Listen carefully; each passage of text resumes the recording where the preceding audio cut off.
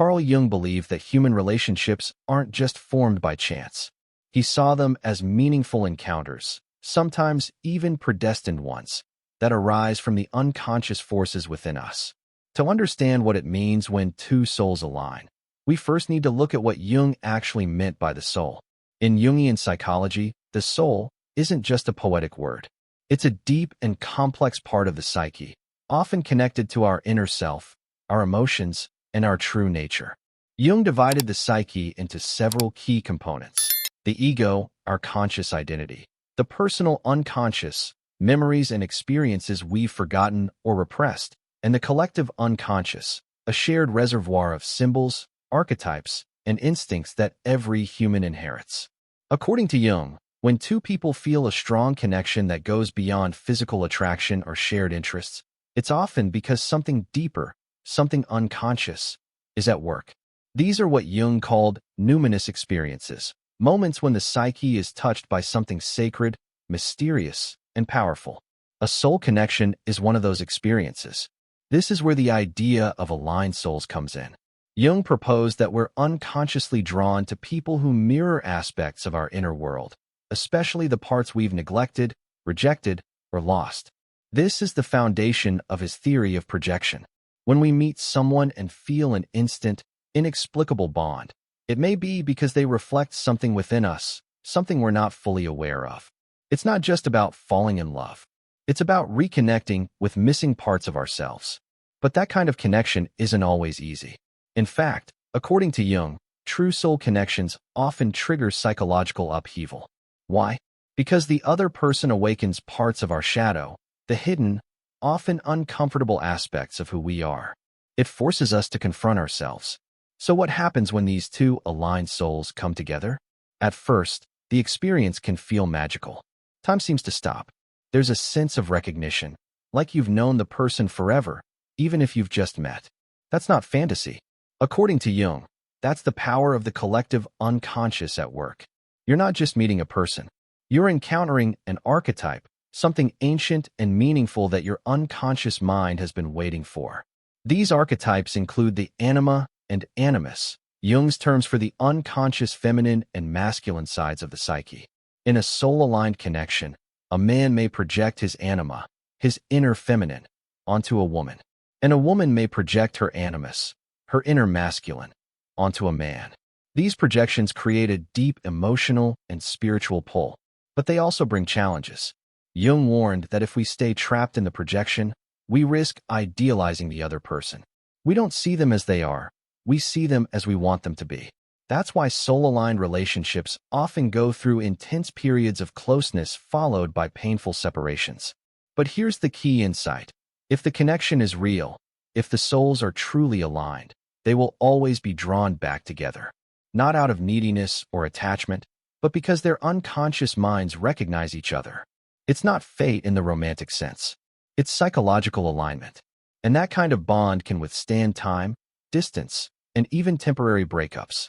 In the next part, we'll explore how Jung's theory of individuation explains why some soul connections survive and evolve, while others fall apart. We'll also look at the difference between soulmates and psychological projections, and how to tell if what you're feeling is real or just fantasy. Carl Jung believed that the most important journey in a person's life is the process of individuation, the path toward becoming your true, whole self. But what most people don't realize is that this journey doesn't happen in isolation. Often, it involves meeting someone whose soul aligns with yours and triggers your evolution. A soul-aligned connection isn't just about comfort or compatibility. It's about transformation. That's why these relationships are often intense, emotional, and even painful at times. The other person acts as a mirror, reflecting parts of yourself you've hidden, repressed, or forgotten. This is what makes the relationship feel so powerful and so challenging.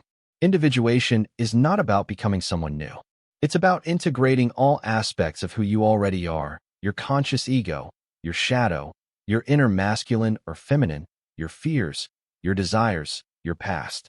The people we're most deeply connected to are often the ones who push us into this process, whether we realize it or not. That's why separation is often a necessary part of a soul-aligned connection. It might sound contradictory, But Jung saw separation as a potential step toward deeper wholeness. When we separate from someone who deeply affected us, it forces us to turn inward. We begin to process what the relationship activated within us. You start asking the hard questions. Why did this person impact me so deeply? What parts of myself were awakened in their presence? What unresolved wounds came to the surface? What was I projecting onto them? This is when the real work begins. And this is why Jungian psychology is so valuable. It shows us that not all emotional pain is meaningless. Some of it is part of a greater process of transformation. Pain becomes a guide. Separation becomes a teacher. But here's what's important. If both individuals continue on the path of individuation, if they each do their own inner work, they become more aligned with their true selves. And in doing so, they often find their way back to each other, not as wounded projections, but as conscious beings. This is why Jung believed that aligned souls will always be drawn back together. Not because they're clinging to an illusion, but because their unconscious minds recognize a shared psychological pattern, a resonance that remains even after time or distance. Of course, not all intense connections are healthy or lasting. Sometimes, what feels like a soul connection is actually a projection of unmet needs, trauma bonds, or psychological wounds. Jung warned us not to romanticize every emotional attachment. So how do you know if the connection is real or just a fantasy? One clue is that real soul-aligned relationships survive transformation. They grow and evolve as both people grow and evolve. The connection remains, even if the form of the relationship changes. You may spend months or even years apart, but the inner bond doesn't fade, it matures. Another clue is this: in true soul alignment, the relationship supports your individuation. It challenges you, yes, but in a way that leads to deeper self-awareness, not self-destruction. You don't lose yourself in the other person. You find yourself more clearly. Jung believed that the people we are meant to meet are those who help us become who we were always meant to be. They're not always permanent in the traditional sense, but their impact is permanent. They help us uncover truths we could not have reached alone. So, when two souls align, they may separate. They may even try to forget. But if the connection was real, if it came from something deeper than ego, they will feel the pull again. Not from obsession, not from fear, but from something that lives beyond logic. Carl Jung introduced a concept that radically challenged traditional thinking: synchronicity, the idea that two or more events can be meaningfully connected without a clear cause. These meaningful coincidences are not random. They often point to deeper, unconscious processes at work. In the context of soul-aligned relationships, synchronicity plays a major role. Have you ever thought about someone intensely, only to have them reach out unexpectedly? Or found yourself dreaming about someone from your past just days before running into them? Jung would say these aren't just strange coincidences. They're signals from the unconscious, your psyche's way of guiding you towards something important. Synchronicity is the bridge between the inner and outer worlds. It's how the unconscious speaks through external events. And in relationships, especially those with deep psychological or spiritual resonance, these events tend to multiply. You may start seeing repeated numbers, hearing songs that remind you of them, crossing paths with mutual friends unexpectedly. These moments feel charged, meaningful, like the universe is nudging you to pay attention. Jung believed that these events reflect psychic alignment, a sign that two people are still connected beneath the surface, even if they're apart. But the most powerful guidance often comes not through signs, but through dreams. Jung devoted much of his life to dream analysis because he believed dreams are messages from the unconscious. And in soul-aligned relationships, people often report vivid, recurring dreams about each other, especially during periods of separation or emotional distance. These dreams are not just nostalgic echoes. They often contain symbolic content, images, feelings, or scenes that reveal unresolved tension, hidden emotions, or unconscious desires. One person may dream of a reunion. The other may dream of conflict. The unconscious is working things out behind the scenes. And here's what makes this even more striking. Jung believed that two people who are deeply connected often influence each other's dreams, even without contact. This is part of what he called the collective unconscious, a shared psychic field where archetypes, emotions, and symbols are transmitted beyond language or space. So when you keep dreaming about someone, especially with emotional intensity, it may not be wishful thinking. It could be that your soul and theirs are still communicating at a deeper level. The presence of dreams and synchronicities doesn't guarantee a reunion, but they can serve as psychological confirmation that the connection was real. More importantly, they can help you process what the relationship awakened in you. Jung warned that if we ignore these signs, we risk remaining stuck in repetitive patterns, what he called complexes.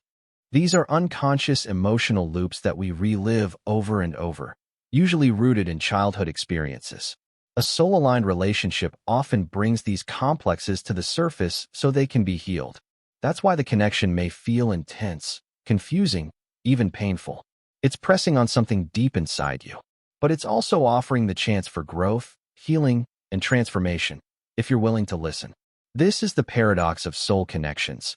They often feel like fate, but their true purpose is not to complete you. Their purpose is to wake you up. When both individuals become conscious of the connection, not just emotionally, but psychologically, they begin to understand that love isn't about possession. It's about recognition. It's about evolution. In this state of awareness, you stop asking, will they come back? And start asking, what did this connection teach me about myself? Ironically, it's often this shift in awareness, from longing to growth, that creates the space for true reunion. Because now, you're not trying to recreate the past. You're opening to a deeper, more conscious bond. Carl Jung believed that relationships serve a psychological purpose, to help us grow, confront our inner world, and move toward wholeness. But what happens when two aligned souls, who once separated, find their way back to each other? If the connection was real, and if both individuals have gone through their own individuation, the reunion won't be a return to the past. It will be the beginning of something entirely new. That's what makes a conscious reunion so different from getting back together out of comfort, fear, or nostalgia.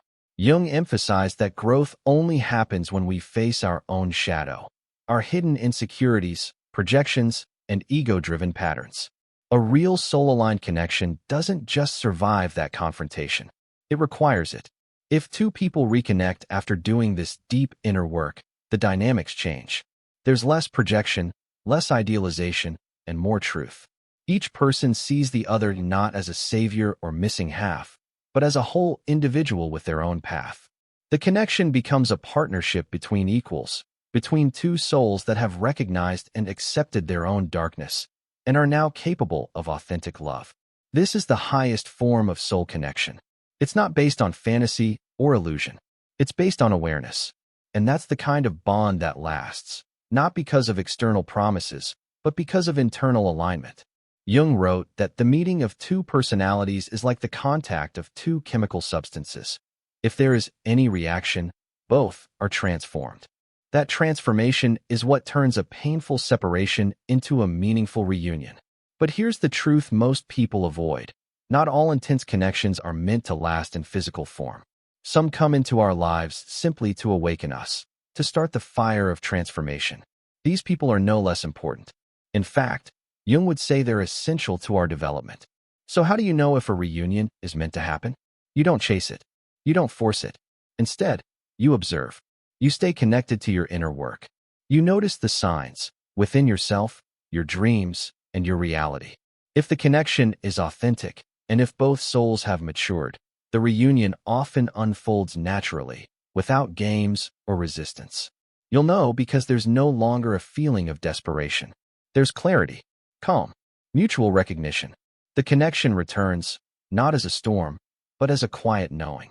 And even if the reunion never happens in the outer world, the transformation it triggered inside you is real. That's the gift of an aligned soul encounter. It helps you become more of who you truly are. According to Jung, the purpose of life is not happiness, it's wholeness. And soul connections are part of that journey toward wholeness. They challenge us, break us open, force us to look in the mirror. And sometimes, when the timing is right, they return, stronger, deeper, wiser. So if you've ever felt a connection that defies explanation, if you've been haunted by dreams, signs, or a quiet sense of unfinished energy, if someone left, but something inside you never let go, understand this, you're not imagining it. Something real happened, something meaningful, And whether that person comes back or not, your soul has already been touched and transformed. That's the legacy of an aligned soul. That's what Carl Jung understood.